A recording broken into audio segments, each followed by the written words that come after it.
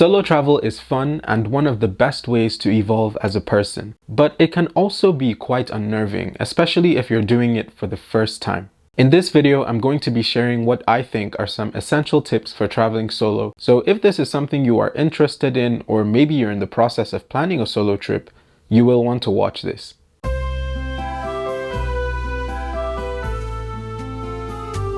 Tip number 1, make a plan. Have an idea of what your trip is going to look like. Ask yourself what exactly it is you are hoping to get out of this trip. Is this a personal development journey? Are you trying to step out of your comfort zone more? Or is this just a casual trip because you just feel like going somewhere?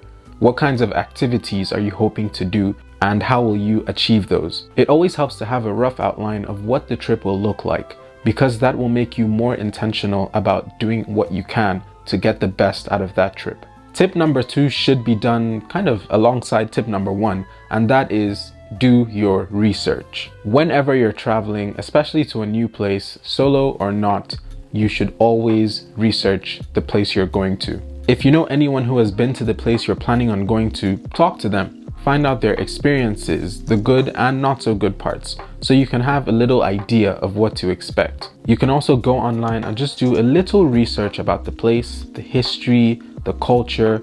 I also like to know a bit about the political climate in the place, especially if I'm going somewhere that has a significant amount of political tension. It helps to know these things because you don't want to get there and just be completely clueless. Another great resource for finding out about a place is YouTube. There are so many travel vlogs out there, and one of my favorite things to do is when I'm preparing for a trip, I just go on YouTube and search a place and see what people are experiencing there. What is it like to arrive in that place? You know, like what is the transportation scene? Are taxis cheap or are they expensive? Is it pedestrian friendly? Do they take cash or card or both? What kinds of activities can you do? What languages do people speak?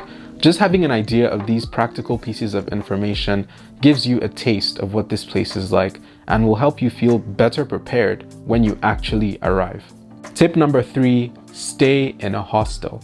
As a solo traveler, a hostel is a much more creative accommodation choice, in my opinion. They are usually cheaper than hotels, and you will get to connect with so many people from around the world. You will most likely be sharing a room with several other people, but it's not so bad. Just be careful with your belongings, always keep an eye on your stuff, and you should be good. I've stayed in a few hostels and I've always enjoyed the experience. Every hostel is different, but they always have this charm about them. I remember one in particular in Madrid called Mola Hostel, which for me is probably the best hostel I've stayed in today. Everything was so clean, it was very modern and really catered to young people, which I liked. And I was there around New Year's time, and the hostel every single day they organized some sort of event, whether it was going to, you know, like a group trip to the pub or parties, whatever the case was, there was always something to do. And that just made it more fun because I got to hang out with so many people. I made some nice friends, and it just made my stay worthwhile. I didn't feel like I was a solo traveler. I felt like I was traveling with friends. And I think that is one of the most beautiful parts about, you know, staying in a hostel when you're traveling. Also, another benefit of staying in a hostel is most of the time, a lot of the other guests that you meet in the hostels actually know their way around this city. So if you're clueless, you don't know what to do, it helps to actually talk to these people, or you can follow them whenever they're exploring and you guys can just discover a place together. It helps to always have someone who knows, you know, has an idea of the place you're in. Tip number 4, always be alert. Chances are on your trip you are probably visiting a country you've never visited before, so naturally you will be a bit lost. Almost everything will be completely new to you, but still, in public, you should try as much as possible to be aware of how you're presenting yourself. It's kind of hard to pay attention to, but you really don't want to come across as just lost or aloof or not really knowing anything, because sometimes people will try and take advantage of that. Let's say, for instance, you are walking around trying to find directions and you're using maps on your phone, right? We kind of have this tendency to, you know, like scroll or search and walk at the same time. But I would caution against that in a very new environment, because that is when people can actually try and like rob you, especially here in London. Get an idea of where you are on the map and then put your phone back in your pocket or like hold it tightly and walk instead of doing both at the same time, because that just makes you more aware of your surroundings and you're paying better attention to what you're doing. Always be aware of your surroundings. Try and avoid crowded areas, especially if the atmosphere feels tense. I would advise against joining any protests or politically charged activities because you never know how those are going to go, and as a solo traveler, you don't want to be stuck in that situation by yourself. It also helps to have an idea of the kinds of scams that, they try and pull on tourists in like shops or markets or whatever, because as a tourist, you can bet your life they will try it on you as well. So essentially, the more confident you come across, the least likely you are to attract unwanted attention and be taken advantage of. Tip number 5, have copies of your travel documents. Your passport, your visa if you need one, all that stuff, always have a copy. It could be a hard copy, could be a soft copy, but just make sure you have a copy. I would recommend just taking your passport with you wherever you're going. Especially if you're staying in a hostel, you don't want to leave that sort of document there. So just take it with you, put it in your backpack or whatever. But if for some reason, strange reason, you decide not to do that, just make sure you have a soft copy on your phone or something of your passport, just in case. You most likely won't need these copies, but you never know what emergencies can arise. Sometimes law enforcement could stop you just to check something, or maybe you even misplace your documents. You always want to have the soft copy to prove who you are and that you have, you've been granted legal rights to be in that country at that time. Also, I would recommend getting travel insurance for your trip because that can really come through for you if you encounter any challenges abroad. Tip number 6, walk a lot. Not just to burn calories, but also to familiarize yourself with your new environment. You develop a good mental picture of the area after a few times, and you actually discover new places that you can easily miss if you're on public transportation. You'll also begin to get a proper idea of what life is like in that place and what it means to be a local, which I believe is the best part about discovering a new place. The next tip is sort of a continuation, and that is to really get to know the area. It doesn't matter how long or short you are going to be in this place, it always pays to know where you are. And that's why I would suggest walking, because it will happen quickly. Knowing the environment is important, especially for safety purposes.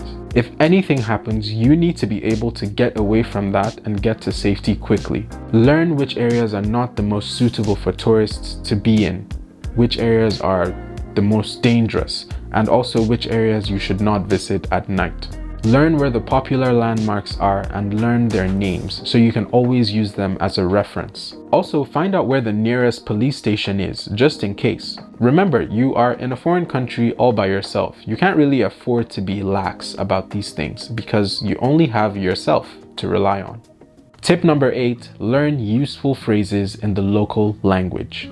Ideally, even before you go where you're going, if you know that they speak a language foreign to yours, you should start to learn a few useful phrases already. There is nothing worse than being in a foreign place and having absolutely no idea how to communicate your needs to other people. For me, I like to learn the greetings.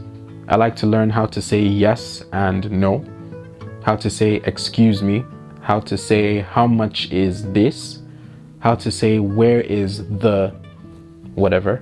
I would also say learn the words for toilet, police, train station, airport, restaurant, and any popular landmarks. It's good to learn these things because I can guarantee you the time will come where you will wish you knew how to say these things, especially if you need some help.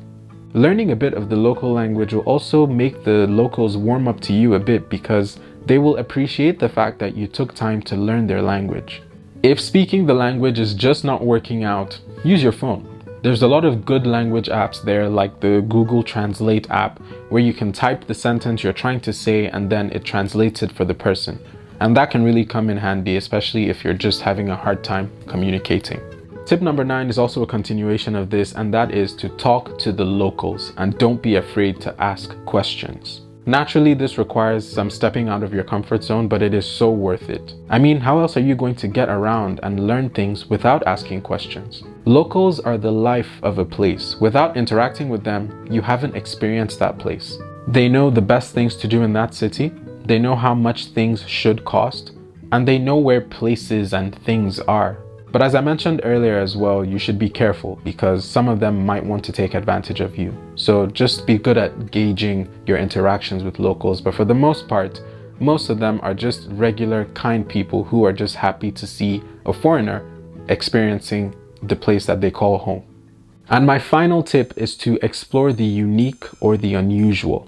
Don't just stick to the touristy stuff. Try the more off the beaten path adventures, the things that aren't so popular for tourists to do there.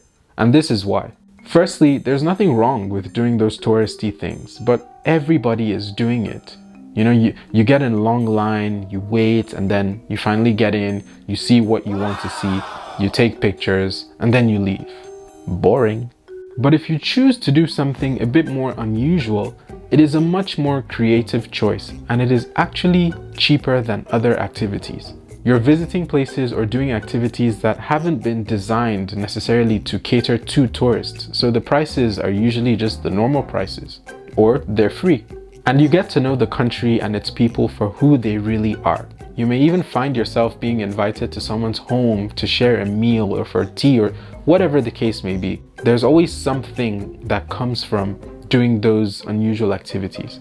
One of my favorite things to do in a new place is to go hiking because I love nature and it's exciting for me to see how the landscape differs from place to place. So if you're also the same, I would strongly recommend adding hiking to your list of adventures. The further you are away from tourist spaces, the more you step out of your comfort zone. Less people speak English, the signs are mostly in the local language, and the food starts getting more and more unique. And those new or uncomfortable experiences are where you learn the most and truly get the best out of your trip and out of yourself. That's where the real self-development happens, and you'll make memories that you will talk about for the rest of your life.